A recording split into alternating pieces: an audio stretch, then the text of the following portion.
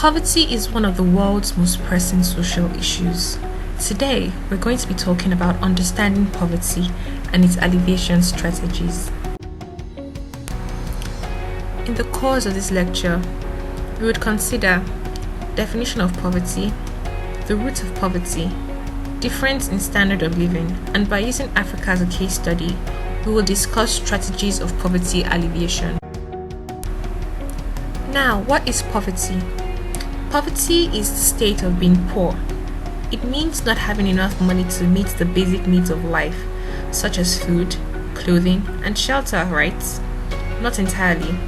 Poverty is a lot more than not having enough money. The World Bank defines poverty this way. Poverty is hunger. Poverty is lack of shelter. Poverty is being sick and not being able to see a doctor. Poverty is not having access to school and not knowing how to read. Poverty is not having a job.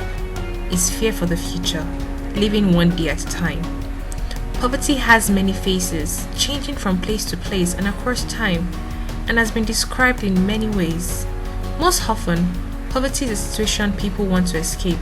So poverty is a call to action for the poor and the wealthy alike. A call to change the world so that many more may have enough to eat, adequate shelter, access to education and health, protection from violence, and a voice in what happens in their communities. As it stands, poor people all over the world are usually excluded from society, and this leads to many negative consequences. Looking at poverty on a global scale, it has decreased in developed countries since the Industrial Revolution. As of 2015, an estimated 736 million people lived in extreme poverty, which the World Bank defines as surviving on less than $1.90, the international poverty line, per day. Of this number, roughly half lived in just 5 countries, Nigeria being one of them. So far, we have established the meaning of poverty as living on less than $1.90 a day, and severe poverty means lack of basic human needs, including food, safe drinking water, sanitation facilities, health, shelter, and education. It would be just as important to consider discussing what causes poverty in the first place. So to start with, it must be re-emphasized that poverty depends not only on income, but also on access to services, and each country or region may have a peculiar collection of reasons for perpetual poverty. Let's consider a few general reasons for poverty. Number 1, high cost of living. According to the World Food Programme, the poorest households in the world are spending 70% of their income on food. Food prices are very unpredictable in certain areas, so when they rise, the poor have to keep cutting out other essentials like sanitation, healthcare, and energy. 2. Lack of good education. According to UNESCO, over 170 million people could be free of extreme poverty if only they had basic reading skills. Poverty is a cycle, and without education, people are unable to better their situations. Sadly, in many areas of the world, many people lack good education. Thirdly, lack of government support. Many governments are unable or unwilling to serve the poor. This might mean failing to provide social welfare programs, redirecting tax funds away from those in need it, and failing to build infrastructure such as healthcare and sanitation facilities. If a government fails to meet the needs of the poor most likely stay that way. Fourthly, lack of job growth or no job at all. According to the Economic Policy Institute, large groups of workers with full-time year-round employment are still below the poverty line.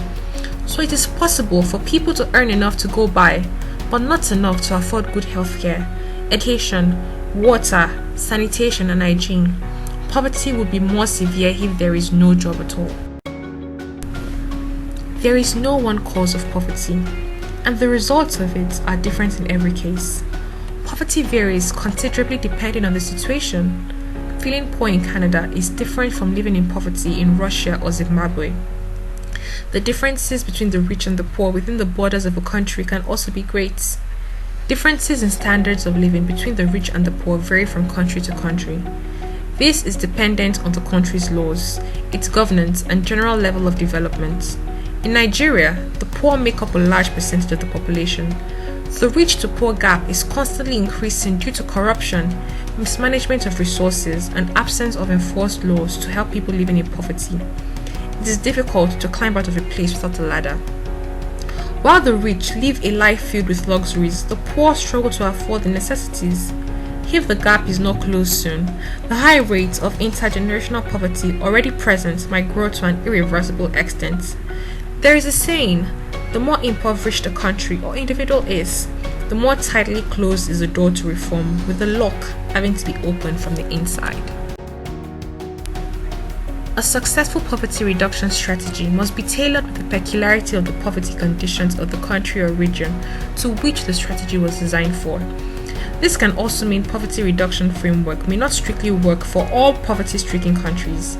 The African continent, as a case study, houses a large number of people living in extreme poverty, and it has been forecasted that the success of the SDG 1 eradication of extreme poverty depends largely on the success of poverty reduction in the African continent, or we may not make it.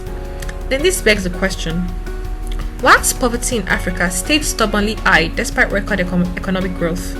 According to a World Bank study entitled Accelerating Poverty Reduction in Africa, the reasons for perpetual poverty in Africa are: 1. A small quarter of Africa's growth translates into poverty reduction because of high initial poverty, including low asset levels and limited access to public service, which prevents households from taking advantage of opportunities. 2.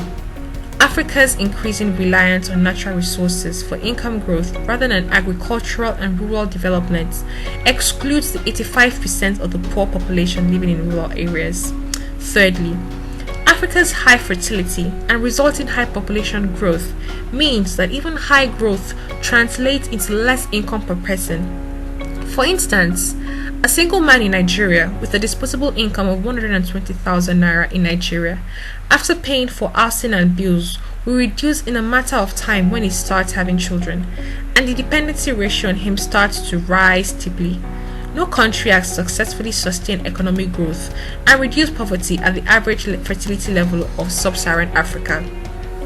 The increase in population growth without concomitant increase in economic growth and consequential high dependency ratio of each citizen causes human capital development over a lot of sectors such as education, healthcare, housing, sanitation and hygiene to be quantity rather than quality. The strategies of poverty alleviation discussed in here are tailored to the roots of poverty in Africa as a region. Some of these strategies include: 1. Increasing domestic resource mobilization and focusing resources on the poor. This is a clarion call for the rich to inject money to the welfare of the poor. Taxes such as value-added tax and direct tax on income and land is an important recommendation that is not made often enough. This intervention will strengthen public finance and welfare in the sectors such as health, education and water, sanitation and hygiene. Secondly, public and private investment in agriculture. Agriculture remains a neglected sector in Africa despite the proven importance to economic growth and poverty reduction. There is need for public sector interventions throughout the staples value chain in research, development, infrastructure, extension and marketing. Furthermore, all possible constraints must be attended to, noting that interventions that address one constraint, such as seed quality, often fails, as other binding constraints such as lack of rural roads kick in. Thirdly, reducing Africa's fertility rates. Africa's fertility rate will not fall on its own. There is no doubt that a focused and targeted effort is needed to address the issue, including increasing supply and demand for contraception, reducing child marriage, as well as increasing female education. In conclusion, the proper knowledge of poverty and its complexity, what makes nations poor, and how to get out of poverty is critical to complete eradication of poverty, the very first sustainable development goal of the United Nations. In the course of this class, we have established the fact that poverty is beyond having money. It is lack of essential life, comforting services such as education, healthcare, clean water, and sanitation, to mention some. It has been established that differences in the wealth of nation and the differences in the way the wealth is governed differentiate a rich nation from a poor nation. A strategy to eliminate poverty would be to increase domestic resource mobilization and focus resources on the welfare of the poor. However, it must be re-emphasized that a good poverty strategy is one that is tailored to the defined root of poverty of the said country. Thank you very much.